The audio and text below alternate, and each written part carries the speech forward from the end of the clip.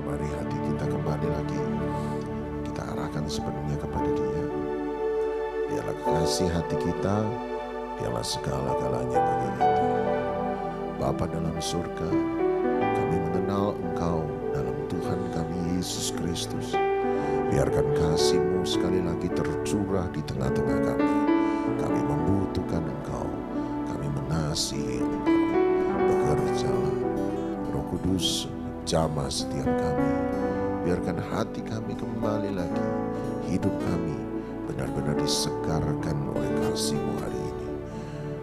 Terima kasih, terima kasih. Di dalam nama Tuhan Yesus Kristus kami sudah berdoa. Dan setiap kita yang mengasihi Dia, sama-sama kita katakan amin, amin, amin. Shalom, selamat pagi. Ya, mari sekali lagi saya undang Anda ke Roma pasal 12 ayat yang pertama sampai ayat yang kedua. Roma pasal 12 ayat 1 sampai ayat yang kedua, Paulus berkata, karena itu saudara-saudara, demi kemurahan Allah aku menasihatkan kamu, supaya kamu mempersembahkan tubuhmu sebagai persembahan yang hidup, yang kudus, dan yang berkenan kepada Allah, itu adalah ibadahmu yang sejati. Ayat 2, janganlah kamu menjadi serupa dengan dunia ini, tetapi berubahlah oleh pembaharuan budimu, sehingga kamu dapat membedakan manakah kehendak Allah, apa yang baik, yang berkenan kepada Allah, dan yang sempurna. Roma 12 ayat 2, Paulus berkata, janganlah menjadi serupa dengan dunia ini. Bagaimana caranya? Dia berkata, berubahlah oleh karena pembaharuan budimu. Nah, Paulus bicara tentang perubahan pikiran, sebab ayat sebelumnya, ayat 1, Paulus bicara tentang ibadah yang sejati. Itu percaya saya, itu tafsiran saya. Kenapa Paulus bicara soal ibadah sejati? Dan yang menarik, kata ibadah sejati dalam bahasa asli menggunakan kata logikos, logikos latreia. Logikos itu berasal dari kata logika, pemikiran. Ingat, Yesus itu disebut logos oleh Yohanes, firman Allah, perkataan Allah, dan perkataan logos itu selalu lahir dari logikos, dari pemikiran. Artinya setiap tindakan kita itu lahir dari sebuah pemikiran. Lahir dari sebuah pemikiran. Ada banyak orang yang begitu anti seringkali dengan teologi dan doktrin dan berkata, oh dalam hidup ini nggak perlu doktrin misalnya. Ya sebenarnya itu lahir dari sebuah pemikiran juga. Lahir dari sebuah doktrin juga. Kalau dia berkata tidak perlu doktrin, artinya doktrinnya adalah tidak perlu doktrin. Doktrinnya tidak perlu doktrin.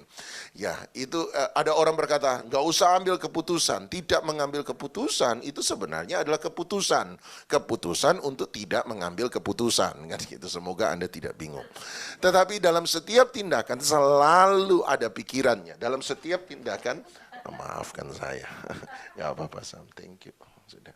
Dan dalam setiap tindakan selalu ada sebuah keputusan, dalam sebuah tindakan selalu ada sebuah pemikiran. Dan Paulus berkata, pemikiran dari sebuah ibadah adalah ini. Nah, menarik sekali, ada 3 hal yang menurut saya coba dirubah oleh Paulus tentang ibadah, tentang latreia, sebuah ibadah, atau tepatnya liturgi. Kita biasa menggunakan itu sebagai liturgi, sebab latreia bicara tentang ibadah yang diselenggarakan melayani sesama saudara seiman. Makanya Paulus tidak bicara kepada orang luar. Perhatikan Roma 12 ayat 1, dia berkata, oleh karena itu saudara-saudara. Dia bicara kepada sesama orang seiman. Bukan orang yang ada di luar, tetapi dia bicara tentang saudara seiman. Maafkan, sebelum saya pergi lebih jauh, paling tidak ada 3 bentuk ibadah dalam perjanjian baru. Nomor 1, proskuneo, kita melayani Allah, atau yang kita sebut dengan penyembahan.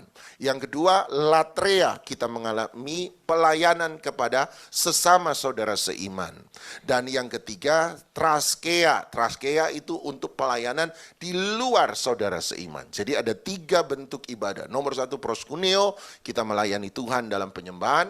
Yang kedua, latreia atau kita sebut liturgi, pelayanan terhadap saudara seiman.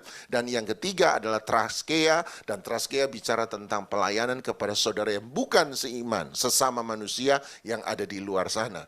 Nah, kali ini Paulus tidak bicara tentang dua yang lain, dia hanya bicara tentang latreia. Jadi pelayanan pada saudara seiman, kita kumpul sama-sama, ini latreia. Kita membaca firman Tuhan, itu latreia. Kita khotbah, itu latreia. Kita mimpin pujian, itu latreia. Anda hadir dalam ibadah, Anda memuji Tuhan, itu latreia. Segala sesuatu yang kita lakukan dalam pelayanan saudara seiman. Dan dia bicara tentang inti, pemikiran, dasar, esensi dari yang kita sebut sebagai ibadah. Dan ada 3 hal yang coba dia robah. Nomor 1, perhatikan Roma 12 ayat 1, dia bicara tentang mempersembahkan tubuh dan bukan mempersembahkan hati. Mempersembahkan tubuh bukan mempersembahkan hati. Yang kedua, dia bicara tentang mempersembahkan tubuh. Nah, kalau Anda pergi ke bahasa Inggris kelihatan sekali. Dia berkata, persembahkanlah your bodies. Jadi jamak, tubuhmu. Bukan tubuh satu jamak, bukan tubuh satu tunggal, tetapi dia bicara tentang tubuh jamak. Persembahkanlah tubuhmu sebagai persembahan hidup. Jadi nomor 1, persembahkan tubuh bukan hati. Nomor 2, persembahkan tubuh bukan persembahan tubuh. Dan yang ketiga, dia bicara tentang persembahan yang hidup dan bukan persembahan yang mati. Ada 3 hal yang coba dia robah hari itu. Nomor 1, mempersembahkan tubuh bukan mempersembahkan hati. Nomor 2, mempersembahkan tubuh bukan persembahan tubuh. Dan nomor 3, dia bicara tentang persembahan yang hidup dan bukan persembahan yang mati. Nomor 1, saya menggunakan istilah persembahkan tubuh bukan mempersembahkan hati. Sebelum saya masuk lebih dalam, saya mencoba memberi definisi dari kata hati. Hati dalam bahasa asli Alkitab bicara tentang pusat kehidupan. Pusat kehidupan. Bahasa Yunania kardia. Makanya kalau Anda pergi ada masalah dengan hati Anda, nah saya suka bahasa Inggris, bahasa Indonesia agak rancu. Kalau kita sebut jantung, tetapi kalau Anda sebut hati, sebab dari kata kardia. Jadi kalau Anda pergi ke dokter jantung, Anda ketemu dengan dokter kardio, olahraga kardio, olahraga stamina, pompa jantung gitu ya. Beda dengan muscle mungkin ya. Saya tanya Surya deh. Saya mesti cari kepastian dulu, jangan salah ilmu saya. Jadi kalau sudah bilang kardio, Anda disuruh lari, biasanya lari bicycle termasuk kardio enggak? Ya, masuk kardio, bicycle dan sebagainya. Tapi kalau sudah angkat beban, Anda sementara melatih muscle, Anda sementara melatih otot. Biar gendut-gendut begini ngertilah dikit-dikit saudara gitu ya, ngerti. Jadi kardio itu jantung, kita sebut jantung, tapi sebenarnya berasal dari kata hati. Kalau Indonesia agak lain, hati itu lari ke liver. Jadi kalau Anda bilang, hatiku mencintaimu, jangan pegang di sini, saudara. Di mana, sebelah kanan apa sebelah kiri? Anda pegang yang di bawah. Anda pegang yang di bawah. Kenapa? Sebab kata hati menunjuk pada liver. Tetapi dalam Inggris konstan, dia bicara soal jantung. The heart, itu bicara tentang pusat dari kehidupan. Selama masih ada detak jantung berarti Anda masih hidup. Itulah arti kata hati atau kardia. Seorang pendeta sudah almarhum Spiros Sodiets, seorang penterjemah, profesor perjanjian baru, menggunakan perumpamaan begini.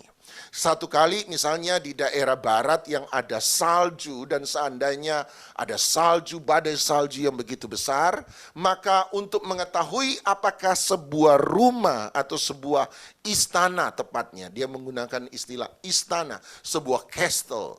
Apabila sebuah rumah itu ada kehidupan atau tidak, maka biasanya di tengah-tengah rumah itu ada tempat perapian. Selama api itu masih menyala, maka semua orang tahu ada kehidupan di dalam rumah itu. Ada orang di dalam rumah itu.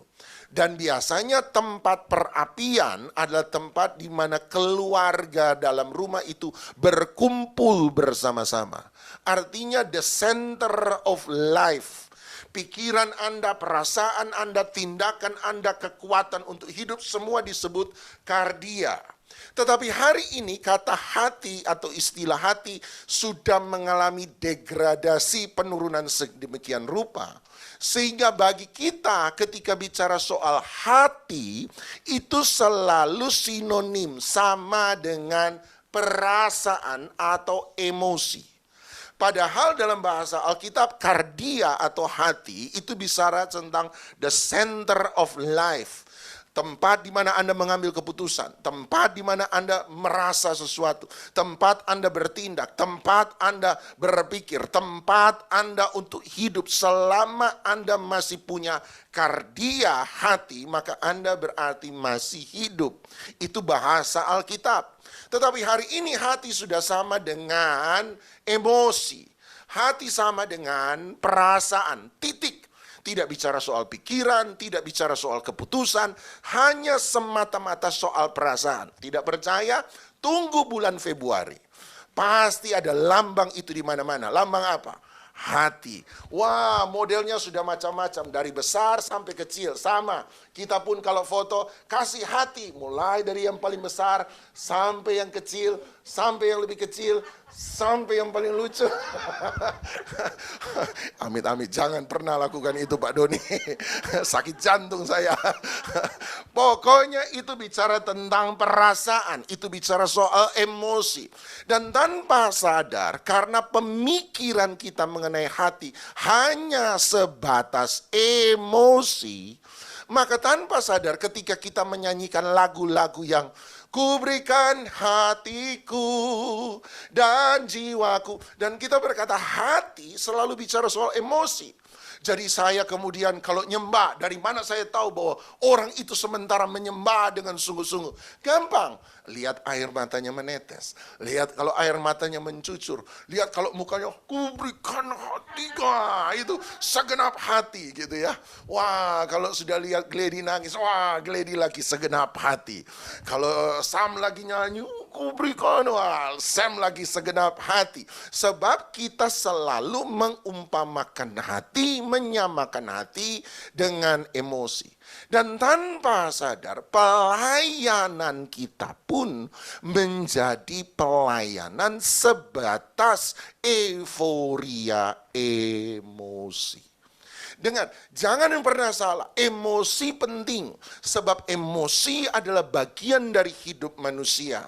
Seandainya emosi disamakan dengan jiwa, jangan lupa. Dalam lagu Mazmur dia berkata, hai jiwaku pujilah Tuhan. Anda berkata kalau begitu jiwa emosi itu tidak penting. Ingat baik-baik. Tuhan Yesus berkata kasihilah Tuhan Allahmu dengan segenap hatimu. The essence of life. Tetapi setelah itu dia dengan segenap jiwamu. Dia juga bicara soal perlunya emosi. Tetapi selama ini ketika kita berpikir bahwa hati sama dengan emosi, tanpa sadar ibadah kita hanyalah ibadah yang mencoba untuk membangkitkan emosi semata-mata, tanpa pernah yang lain. Kalau Anda tidak percaya, lihatlah retreat orang muda. Saya tidak tahu, tapi saya sudah agak jarang sekarang mengisi retreat orang muda. Masih ada, walaupun tidak sebanyak yang dulu. Dulu pertemuan pertama sekali dengan Bu Ruth Yulia, ya justru waktu saya ngisi retreat yang sama dengan dia. Dan style kami berdua saya sudah tahu sejak hari itu. Bu Ruth dengan style yang begitu ramah sekali. Waktu kenalan dengan saya sudah dengar tentang dia. Dia juga sudah dengar tentang saya. Tapi kami bertemu pertama kali, Bu Ruth adalah orang yang sangat ramah. Hai Doni, sini duduk sini. Itulah style Bu Ruth Yulia. Sementara saya, wah sesi saya adalah sesi pendeta KKR lapangan waktu itu. Saudara-saudara, hai ular beludak. Kalau tidak bertobat, melihat kekudusan Tuhan. Wah, hari itu memang adalah hari di mana saya KKR lapangan. Dan itulah pertemuan saya pertama dengan Bu Ruth Yulia waktu kami mengisi retreat anak muda. Dan karena cukup sering mengisi retreat anak muda, saya sudah menemukan pola yang sama. Saya sudah melihat pola yang sama. Dan retreat orang muda paling banyak adalah retreat yang membangkitkan emosi. Kenapa? Sebab paling kelihatan menurut saya. Apabila dalam retreat ada satu pendeta yang berhasil membangkitkan emosi orang muda begitu tinggi, wah, Anda akan lihat mereka pulang dengan semangat. Wow, kita diberkati di retreat, kita mengalami jamahan Tuhan. Dan setelah retreat selalu adalah hasilnya. Kita akan menemukan kenaikan statistik yang sangat tinggi. Jumlah orang yang datang mulai tambah banyak. Oh, orang-orang muda yang memuji Tuhan lompat-lompat. Yes, yes. Wah. Dan saya suka itu. Saya suka walaupun saya tidak suka disuruh ikut lompat. Tapi saya suka itu. Dan pendeta gembala akan sangat gembira. Sebab retreat selalu punya hasil. Tapi coba Anda perhatikan 3 bulan setelah retreat. Anda akan temukan tiba-tiba yang sangat euforia, sangat tinggi, emosi yang sangat tinggi. Tiba-tiba setelah 3 bulan, bahkan seringkali tidak sampai 3 bulan, mulai turun kembali. Dan mulailah pendetanya mulai khotbah, ketua kaum mudanya berkhotbah, jangan kembali pada suam-suam kuku, maka Tuhan akan memuntahkan engkau. Tapi tidak pernah berhasil. Terus turun. Solusi dari terjadinya penurunan gairah dalam ibadah orang muda adalah apa? Mari kita buat retreat yang sama tahun depan. Pendeta yang terakhir yang berhasil membangkitkan emosi orang muda, kita ulang kembali undang supaya dia khotbah lagi. Dan kemudian solusinya adalah mereka buat retreat yang sama tahun depan. Dan waktu terjadi retreat kembali tahun depan, pendeta yang sama diundang, semangat yang sama muncul, euforia emosi kembali muncul, Anda akan temukan dari penurunan kembali lagi naik. Dan orang berkata, wow, ini berhasil, it works. Tetapi Anda lihat 3 bulan lagi setelah retreat, turun lagi. Dan pola yang sama berulang dari satu retreat kepada retreat yang lain. Itu sebabnya orang muda suka buat program retreat.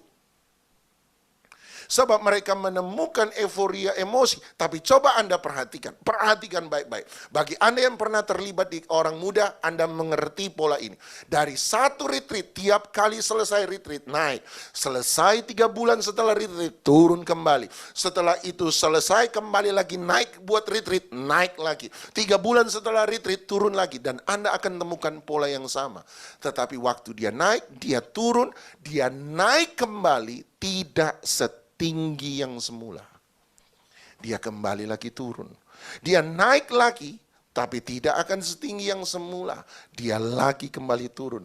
Dan orang mulai sadar setelah sekian tahun, this is not working. Ini tidak berhasil. Kenapa kalau orang tanya pada saya, kenapa itu terjadi? Dalam kesimpulan saya, dalam pemantauan saya, ini pendapat saya. Sederhana. Sebab waktu emosi dibangkitkan tidak disertai dengan disiplin rohani yang kuat. Sebab kita perlu retreat untuk membangkitkan emosi, betul. Tetapi emosi hanyalah one part of the mankind, satu bagian dari hidup manusia. Itu sebabnya Paulus mengingatkan, bukan persembahkan emosimu, tetapi persembahkanlah tubuhmu. Sebab ibadah yang sejati bukanlah ibadah yang dibangun di atas dasar emosi, tetapi ibadah yang sejati, ibadah yang dibangun di atas dasar perbuatan seseorang. Persembahkanlah tubuhmu dan bukan sekedar emosimu. Hari ini kita perlu bagian dari emosi, menyembah Tuhan untuk dibangkitkan, dibangunkan. Tetapi emosi hanyalah bagian pendahuluan supaya kita kemudian mau bergerak. Bergerak pada apa? Persembahan, kehidupan, kelakuan. Untuk menjadi kuat kita perlu disiplin rohani. Dan disiplin rohani ini penting. Kita harus disiplin dalam jam doa. Kita disiplin dalam membaca firman. Kita disiplin dalam melakukan firman. Itulah yang menjadi bagian esensi. Makanya Paulus berkata, this is the mind of the service. Inilah pemikiran di balik sebuah ibadah. Apa itu? Bukan orang kumpul-kumpul rame-rame, tetapi bagaimana dalam keadaan yang dibangkitkan emosi, itu emosi kemudian mendorong kita untuk mulai bertindak, melakukan sesuatu. Hari ini dimanapun Anda berada, jangan berhenti sampai pada, oke, saya suka orang nangis, saya juga suka nangis. Kita perlu emosi itu, tetapi emosi itu tidak boleh berhenti sebagai tujuan akhir. Tapi bagaimana emosi itu mendorong kita untuk melangkah melakukan kebenaran firman Tuhan. Hari ini Anda sudah dengar banyak sebelum ini, khotbah-khotbah sebelum ini Anda dengar dari banyak orang. Tetapi setiap khotbah kebenaran yang sejati seharusnya mendorong kita untuk melakukan persembahkan tubuhmu. Bukan persembahkan hatimu saja, tapi persembahkan seluruh hidupmu kepada Tuhan. Mari kita datang pada Dia. Ku berikan hatiku dan jiwaku, semuanya bagimu di dalam hidupku. Di setiap waktu nyatakan karyamu, berikan hatiku dan jiwaku, semuanya bagimu di dalam setiap waktu. Nyatakan kehendak-Mu, ku berikan hatiku dan jiwaku, semuanya bagimu di dalam waktu.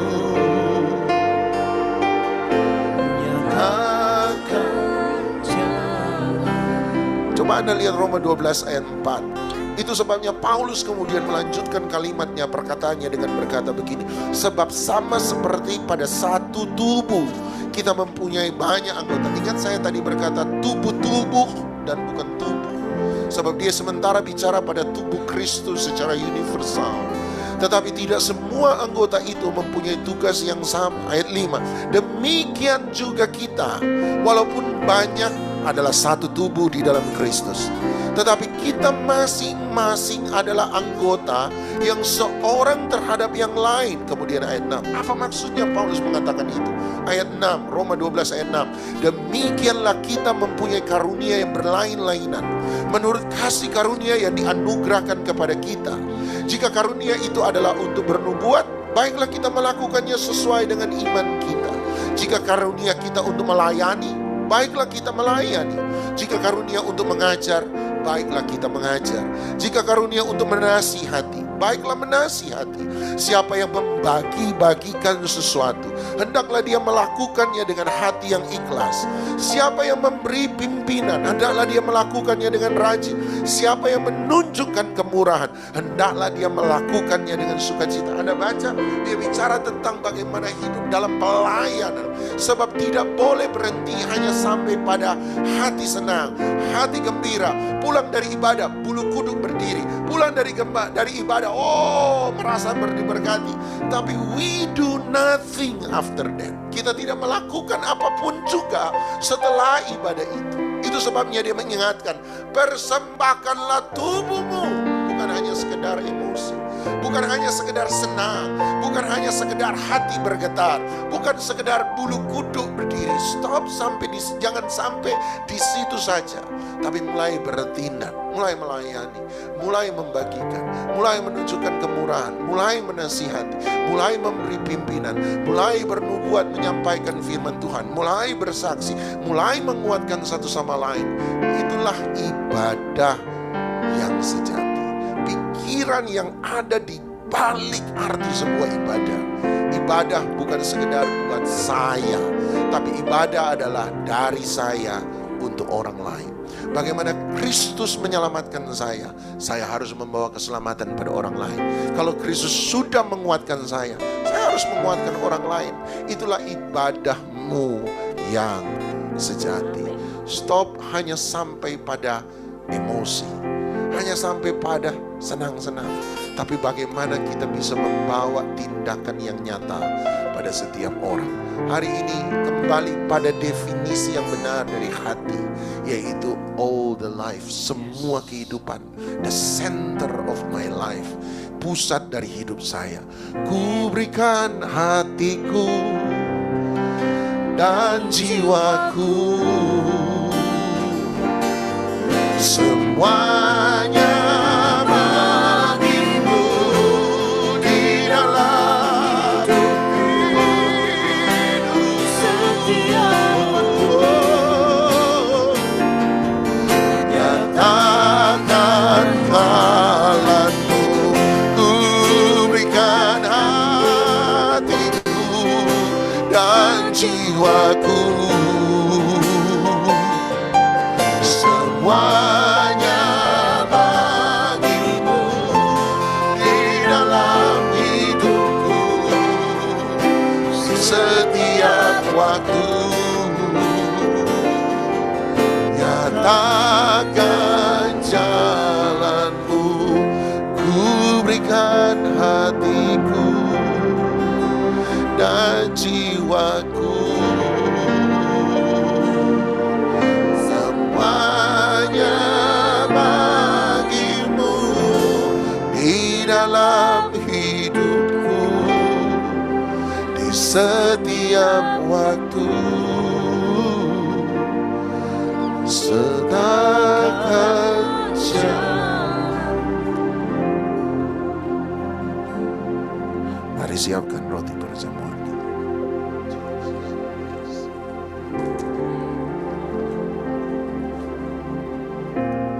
Anda bayangkan kalau Yesus hanya memberi emosinya saja untuk kita.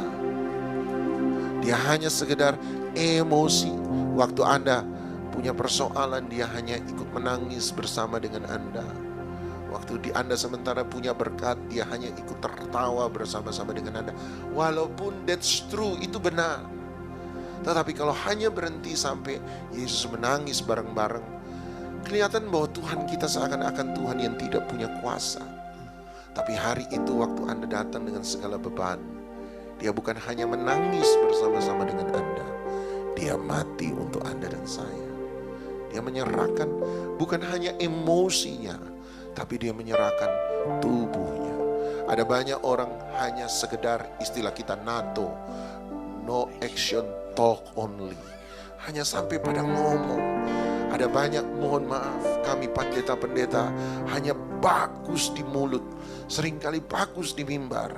Makanya ada banyak hamba-hamba Tuhan yang kecewa dengan orang tua sendiri, sebab mereka melihat papaku cuma pintar ngomong, tapi tidak pernah melakukan apa yang dia katakan di mimbar, dia lakukan dalam rumah masing-masing. Oleh sebab itu ada banyak yang kecewa dan mengalami kepahitan. Mari kita berdoa untuk mereka. Kita berdoa untuk rumah tangga hamba-hamba Tuhan. Tetapi ada banyak juga anak-anak jemaat yang kecewa, sebab lihat mama aktif di gereja, tapi kembali lagi hanya sampai pada emosi, hanya sampai pada kata-kata, tapi tidak pernah sampai pada perbuatan. Paulus mengingatkan kita apa yang Yesus perbuat. Makanya dia berkata, saudara-saudaraku, demi kemurahan Allah. Dia bicara tentang salib Kristus. Dia bicara tentang kasih Kristus. Ingat, kasih Kristus tidak berhenti sampai pada menangis. Kasih Kristus tidak berhenti hanya sampai pada kata-kata penghiburan.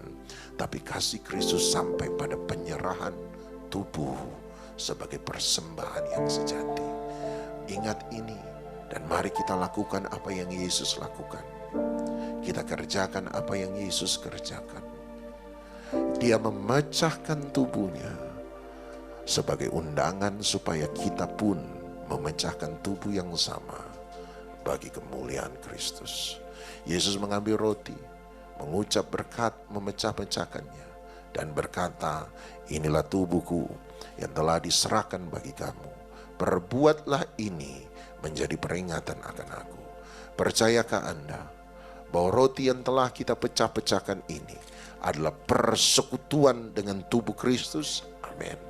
Mari kita makan dengan iman, kita makan bersama-sama di dalam nama Tuhan Yesus Kristus.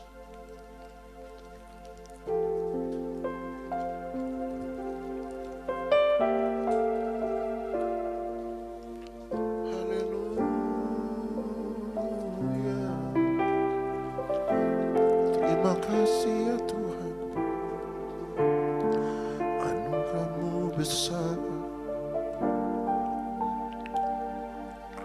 Yesus kemudian mengambil cawan, mengucap syukur atasnya. Mari kita mengucap syukur sejenak. Terima kasih buat anugerah-Mu.